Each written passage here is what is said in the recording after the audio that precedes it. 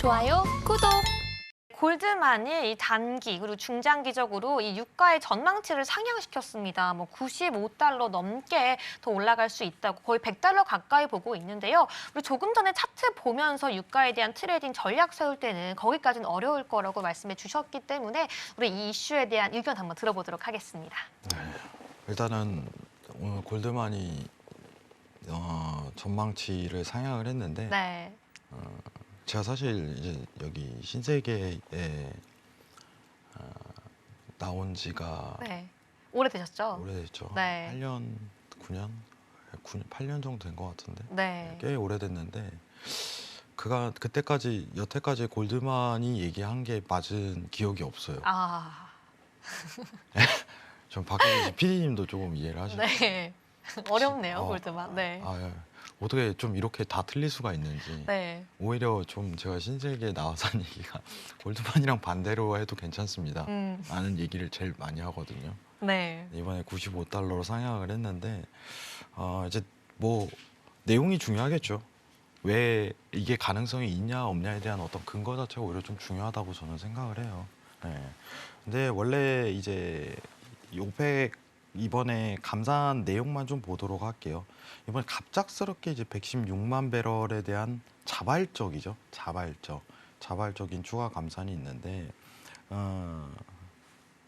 사실 과거 경기 침체 대비해서는 굉장히 적다.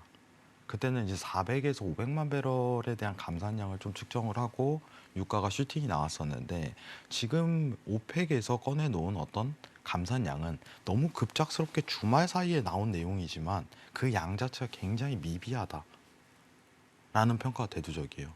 뭐 월요일 날 갑작스럽게 이제 새벽 시간대에 딱 유가 선물에 대한 부분을 딱 개장을 하고 나서 오픈을 하고 나서 갑작스럽게 슈팅이 나오니까 막 언론이 쏟아지기 시작해요. 예. 근데 왜 그러냐면은 최근에 너무 내용이 없었기 때문에 사실 이제 제가 여기 나와서 똑같은 얘기를 했죠. 유가가 이슈가 없습니다. 너무 없네요, 유가가. 맞아요. 저는 안 하는 게 좋습니다. 근데 그런 상황 내에서 갑작스럽게 이슈를 주말 사이에 터뜨리면 시장이 완전히 반영이 돼버린 상황 연결이 된 거예요. 예. 저는 개인적으로 아직도 이제 85달러 선이죠. 예, 여기에서 이제 70달러 선 박스피를 유지할 가능성이 오히려 높다. 이런 평가를 내리는 게 좋을 것 같아요. 오히려 이제 이번에 오펙 플러스가 감산을 하고 추가 감산을 한다면 얘기가 달라질 것 같아요. 추가 감산을 하면. 근데 이 정도에 대한 116만 배럴에 대한 감산 규모는 시장에 대한 상승 추세를 엄청나게 이끌 만한 모멘텀은 안 나온다고 생각합니다. 예. 그리고 우리가 트레이딩 관점으로 봤을 때 화면 좀 내리고 차트로 네. 좀 넘어가도록 할게요. 트레이딩 관점으로 봤을 때는 오히려 우리가 알아야 될 거는 지금부터 그럼 유가를 매수세를 봐도 됩니까? 라고 평가를 했을 땐 이미 이 갭에 대한 구간이 발생을 했잖아요. 자, 우리 갭이라는 건 뭐죠? 이제 채워지기 마련이죠. 그렇죠. 네. 정확하시네요. 네. 네. 이건 알려드린 적이 없었는데 채워집니다. 이거는 조정이 한 번은 들어설 가능성이 굉장히 높다는 거예요. 예. 그러면은 85달러 선에 대한 저항 부분이 아직까지는 굉장히 유효하다 이런 평가를 내리는 게 저는 오히려 나이스할 것 같아요. 굉장히.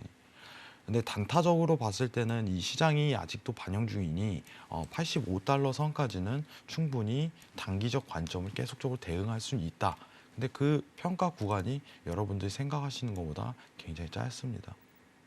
그리고 이제 유가 관련해서 유가가 오르게 되면은 물가도 오르는 거 아닌가요? 이런 평가가 있겠죠. 예. 근데 여러분들이 아셔야 되는 게 이제 어떻게 보면 시장 참여자들이 신경 쓰는 건 CPI가 아니라 근원 CPI예요. 정확하게 얘기를 하면 미국 내에 있는 본질을 신경 쓰겠다 이 주의죠. 정확하게. 예. 자, 화면 잠깐 내리겠습니다. 네. 우리가 좀 이해를 해야 되는 게 뭐냐면 이게 물가에 영향을 미칠까요? 라고 했을 때 저는 굉장히 제한적이라는 평가를 내려드리도록 할게요. 네. 왜냐하면 미국 내에서 보고 있는 지표가 지금은 CPI가 아니라 시장 참여자들이 근원 CPI를 좀 참고를 하기 때문에 네. 잠시만요. 일단은 연준이 뭘 보냐가 네. 우리가 중요하다라는 말씀이신 그렇죠. 거죠. 연준에서 발표하는 게 두 가지가 있잖아요, 여러분. CPI가 있고 근원 CPI가 있죠. 예, 화면 한번 보도록 하겠습니다. 네. 자, 그냥 CPI랑 근원 CPI는 뭔 차이일까요? 여러분들 보시면은 글자가 안 보이겠지만 네. 식품 및 에너지를 제외하니 근원 CPI예요. 근데 시장 참여자들이 근원 CPI를 신경 쓴다는 건 유가는 오펙이 컨트롤링이 가능하니까 미국 내에 있는 본질을 흐린다는 거죠. 예. 그죠?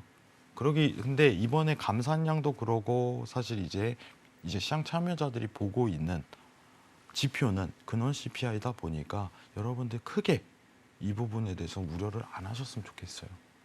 개인적으로. 상승도 제한적일 뿐더러 오히려 이제 앞으로 보게 될 우리의 물가는 근원 소비자 물가에 있기 때문에 이런 평가를 내리는 게 오히려 좀 좋을 것 같습니다. 너무 걱정하지 마세요. 감산했다고 해서 뭐 또 언론에서 막 이렇게 물가 어떡하나 이러는데 아니에요, 여러분들. 이 부분만 참고하시면 됩니다. 이상입니다. 좋아요, 구독!